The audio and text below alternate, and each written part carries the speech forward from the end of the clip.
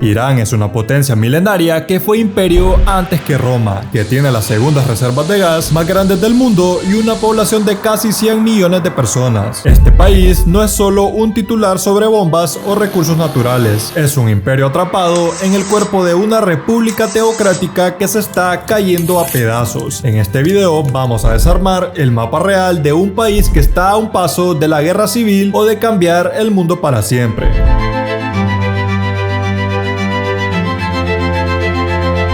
Irán es una plataforma masiva que se eleva bruscamente como si fuera un escalón gigante en el mapa de Asia. En el muro norte tenemos el Alborz. Es una pared de 4000 metros que separa una selva al norte y un desierto al sur. Es un salto de 30 grados centígrados de diferencia en apenas una hora de conducción. Su corona es el Damavand, un volcán de 5610 metros que es el pico más alto de Medio Oriente. Es el tanque de agua de Teherán, la capital de Irán. En la ciudadela iraní, el centro es una trampa de muerte llamada la Cuenca Central. Es un espacio de miles de kilómetros donde el agua no tiene salida al océano, lo que crea desiertos de sal, donde las temperaturas son muy altas. Es el lugar más hostil del planeta. No se mide por el calor del aire, sino por la temperatura del suelo, que ha alcanzado los 70.7 grados centígrados. El calor es tan extremo que desintegra las bacterias, impidiendo incluso la descomposición normal de la materia orgánica. Esto obliga a que el 90% de la población viva exclusivamente en el anillo de las faldas de la montaña. Otro punto interesante de este país es el estrecho de Hormuz. Es el punto de estrangulamiento más crítico del planeta. Aunque el canal tiene unos 30 kilómetros de ancho, los carriles de navegación reales, por donde pasan los superpetroleros, tienen apenas 3 kilómetros de ancho en cada dirección.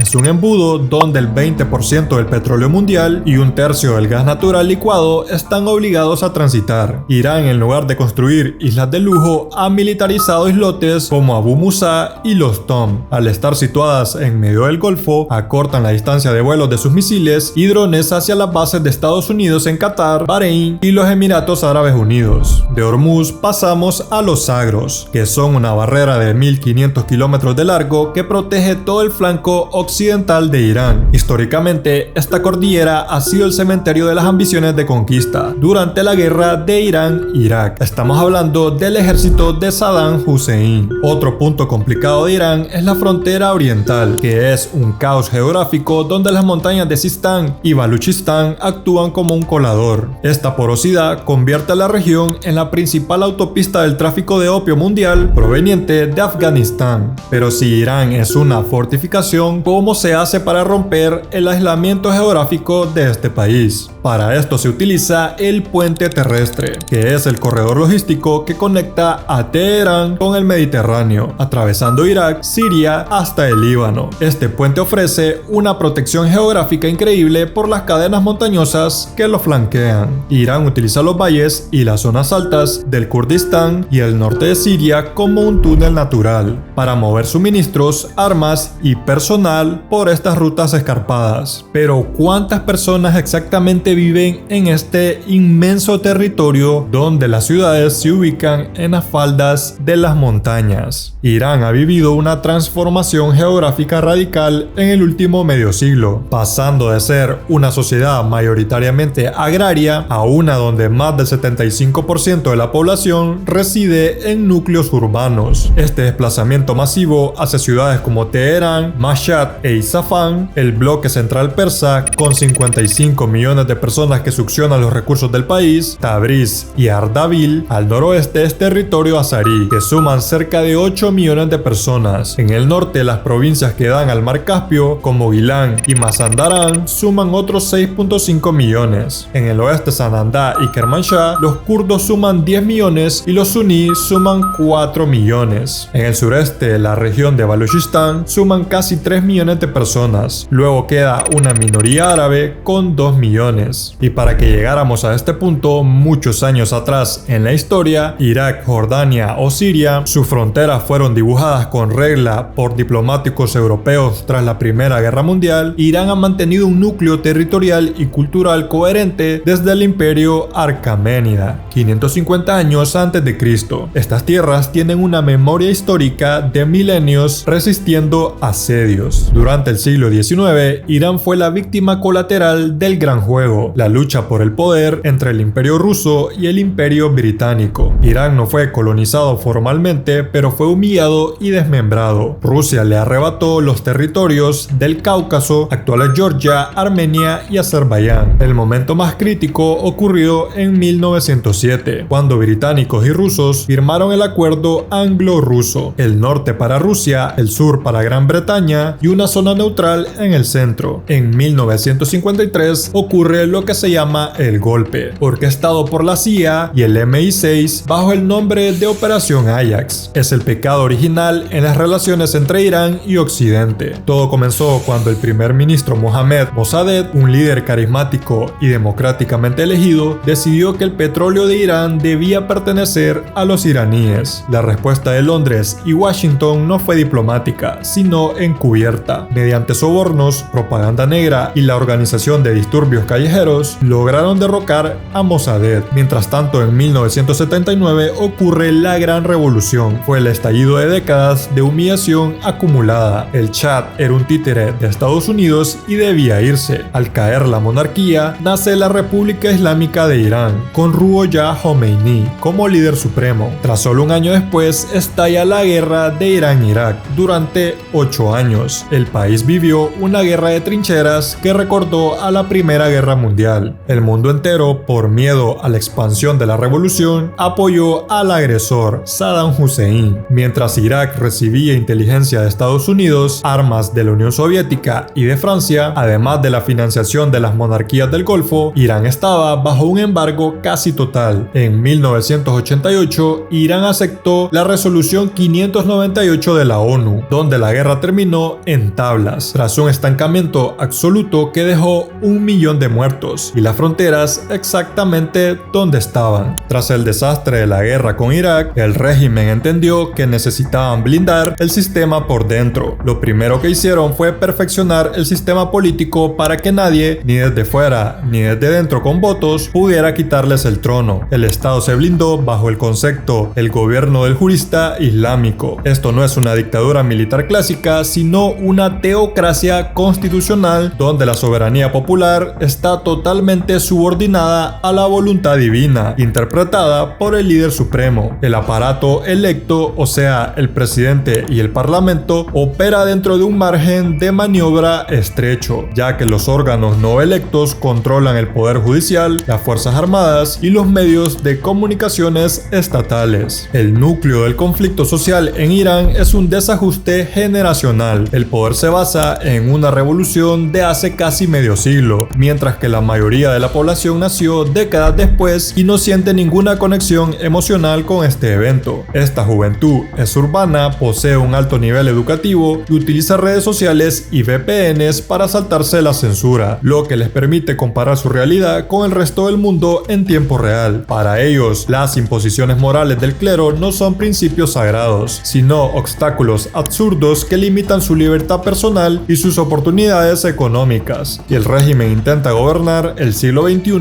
con una mentalidad del siglo XX, creando una olla de presión donde la identidad nacional de los jóvenes ya no se define por la religión o la ideología islámica. Esta desconexión total significa que el gobierno ya no tiene las herramientas de persuasión, solo de represión, porque ha perdido el lenguaje para comunicarse con su propia base demográfica. Irán ha creado una paradoja social insostenible al fomentar un sistema educativo de élite que su propia estructura económica es incapaz de capitalizar. El país produce miles de graduados en ingeniería, ciencias y artes cada año, pero al salir al mercado laboral se topan con una economía estancada por el aislamiento internacional y el control de los monopolios estatales. Esta sobrecualificación masiva frente a la falta de empleos técnicos y bien remunerados genera un sentimiento de estancamiento vital, donde alcanzar la independencia económica o formar una una familia es prácticamente imposible para los jóvenes profesionales. Por otro lado, el papel de la mujer en Irán ha pasado de la marginación a convertirse en la principal amenaza para la estabilidad de la teocracia. Aunque el régimen impone el hijab obligatorio como símbolo de control ideológico, la resistencia femenina va mucho más allá de la vestimenta. Es una lucha contra un sistema legal que las trata como ciudadanos de segunda clase en temas de herencia, divorcio y custodia de los hijos, a pesar de que representan más del 60% de los estudiantes universitarios. Su participación en el mercado laboral es mínima debido a barreras estructurales y leyes que priorizan el rol doméstico, mientras que la erosión económica de Irán ha eliminado el colchón social que sostenía al sistema. Históricamente, el régimen contaba con la lealtad de las clases bajas a través de subsidios y retórica populista, mientras la clase media se mantenía al margen de las protestas por miedo a perder su estabilidad. Sin embargo, la combinación de sanciones internacionales crónicas y una gestión interna corrupta ha disparado la inflación a niveles que han pulverizado los ahorros y consumos básicos. Hoy, médicos, profesores y pequeños comerciantes han caído bajo la línea de la pobreza, compartiendo las mismas carencias que los sectores más desfavorecidos. Esta proletarización de la clase media ha unificado el descontento.